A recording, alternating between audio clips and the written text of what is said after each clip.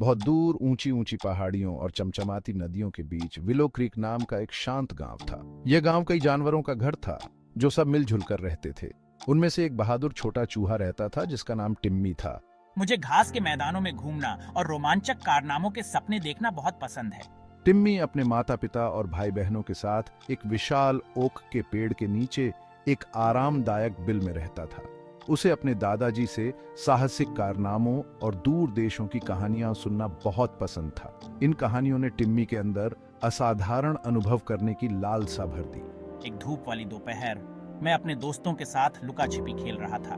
तभी मेरा सामना एक बूढ़े झानी उल्लू से हुआ जो एक शाखा पर बैठा था। उसकी आंखें प्राचीन ज्ञान से चमक रही थीं। ज्ञानी उल्लू ने टिम्मी को रहस्य और आश्चर्य से भरे एक जादुई जंगल के बारे में बताया।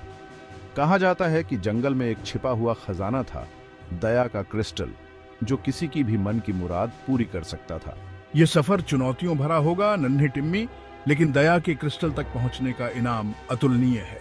उल्लू की बातों से मंत्रमुग्ध होकर टिम्मी इस भव्य साहसिक कार्य को शुरू करने के लिए तरस गया। साहस और रोमांच की प्यास से प्रेरित होकर टिम्मी ने जादुई जंगल की तलाश करने और दया के क्रिस्टल को खोजने का फैसला किया। वह जानता था कि यह सफर खतरनाक होगा, लेकिन वह अपने रास्ते में आने वाली किसी भी चुनौती का सामना करने के लिए दृढ़ था।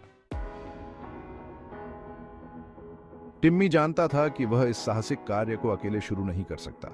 उसे ऐसे साथियों की जरूरत थी जो बहादुर, साहसी और दयालु हों। उसने अपने 3 सबसे करीबी दोस्तों की तलाश करने का फैसला किया जो अपनी अनूठी क्षमताओं के लिए जाने जाते थे। वह जानता था कि उनकी संयुक्त विशेषताएं उसकी खोज में अमूल्य होंगी। सबसे पहले मैं लूसी द रैबिट से मिलने गया, जो अपनी अविश्वसनीय गति और चपलता के लिए जानी जाती है। लूसी पहले तो हिचकिचा रही थी। वह अपने बिल के आराम और जाने पहचाने खेतों का आनंद लेती थी, लेकिन टिम्मी का संक्रामक उत्साह और रोमांच का आकर्षण विरोध करना बहुत कठिन था। ठीक है टिम्मी, मैं तुम्हारे साथ चलती हूँ। ये एक ऐसा रोमांच लग रहा है जिसे हम मिस नहीं कर सकते।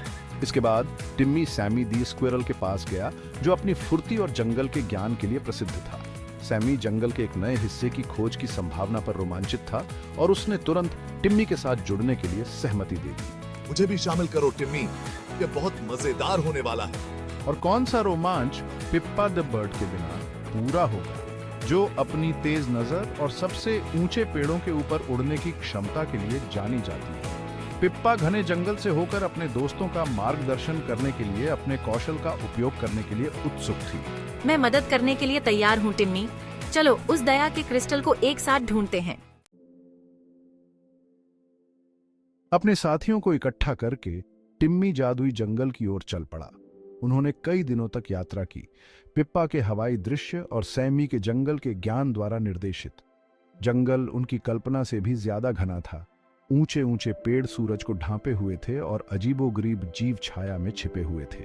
जंगल जितना मैंने सोचा था उससे कहीं ज्यादा चुनौतीपूर्ण है, लेकिन हम इसे मिलकर कर सकते हैं। उनकी पहली चुनौती एक उफरती नदी के रूप में आई। धारा इतनी तेज थी कि वे तैरकर पार नहीं कर सकते थे। चिंता मत करो, मेरे पास एक तरकीब है। मैं जंगल के फर्श से कुछ बेलें इकट्ठा करूंगी। जल्दी से सोचते हुए लूसी ने अपनी गति का उपयोग जंगल के फर्श से बेलें इकट्ठा करने के लिए किया। सैमी ने अपने फुर्तीले पंजों से बेलों को एक मजबूत पुल में बुन दिया, जिससे वे सुरक्षित रूप से नदी पार कर सके। लो, यह टिकना चाहिए। चलो सावधानी से पार करते हैं। उनकी अगली बाधा कांटों का एक घना जंगल था जो अभेद्य लग रहा था। एक साथ काम करते हुए पिप्पा ने सैमी का मार्गदर्शन किया, क्योंकि वह पेड़ों की चोटी तक चढ़ गया था। सैमी, वहाँ से आप झाड़ियों के बीच सबसे अच्छा रास्ता देख सकते हैं। लूसी का मार्गदर्शन करो। अपने सुविधाजनक स्थान से सैमी ने लूसी को निर्देशित किया, क्योंकि वह झाड़ियों से होकर कूद गई, जिससे टिम्मी के लिए रास्ता बन गया। अपनी यात्रा के दौरान दोस्तों को कई अन्य चुनौतियों का सामना करना पड़ा, जिनमें से प्रत्येक ने उनके साहस और संकल्प का परीक्षण किया। हमने कर दिखाया सबने, एक साथ हमें कोई नहीं रोक सकता। हफ्तों की यात्रा और अनगिनत बाधाओं का सामना करने के बाद टिम्मी और उसके दोस्त आखिरकार जादुई जंगल के बीचों बीच पहुंच गए। वहां एक प्राचीन पेड़ की जड़ों में बसा हुआ दया का क्रिस्टल चमक रहा था। यह एक कोमल रोशनी के साथ धड़क रहा था, पूरे जंगल में गर्मी और शांति फैला रहा था। देखो ये रहा दया का क्रिस्टल। जैसे ही टिम्मी ने क्रिस्टल को छूने के लिए हाथ बढ़ाया, जंगल में एक आवाज गूंज उठी। केवल वही जो पवित्र हृदय वाले हैं, जो दया को सबसे ऊपर महत्व देते हैं, वे ही क्रिस्टल को धारण कर सकते हैं। टिम्मी समझ गया कि असली खजाना क्रिस्टल नहीं, बल्कि वह यात्रा थी जिसे उसने अपने दोस्तों के साथ साझा किया था, और वह सबक जो उन्होंने रास्ते में सीखा था। असली जादू हमारी यात्रा और हमारे द्वारा खोजे गए गुणों, साहस, दया और सहयोग में है। उन्होंने एकजुट होकर हर चुनौती का सामना किया था। उनकी व्यक्तिगत ताकत तब चमकती थी जब यह सबसे ज्यादा मायने रखता था। खुशी और कृतज्ञता से भरे अपने दिलों के साथ टिम्मी और उसके दोस्त विलो क्रीक लौट आए। उन्होंने अपने रोमांच और अपनी खोज के दौरान सीखे गए बहुमूल्य सबक के किस्से साझा किए। ग्रामीणों ने उनकी बहादुरी के लिए जयकार की और उनकी नायकों के रूप में सराहना की। हमारी सफलता हमारी एकता और सहानुभूति में निहित थी। हम ये एक दूसरे के बिना नहीं कर सकते थे। टिम्मी अनुभव से विनम्र होकर जानता था कि उनकी सफलता उनकी एकता और सहानुभूति में निहित है। दया का क्रिस्टल जादुई जंगल में ही रहा होगा, लेकिन इसका सार टिम्मी और उसके दोस्तों को छू गया था, जिसने उन्हें सच्चे नायकों में ढाल दिया था। असली जादू क्रिस्टल में नहीं है, ये उस दया और साहस में है जो हमने दिखाई है।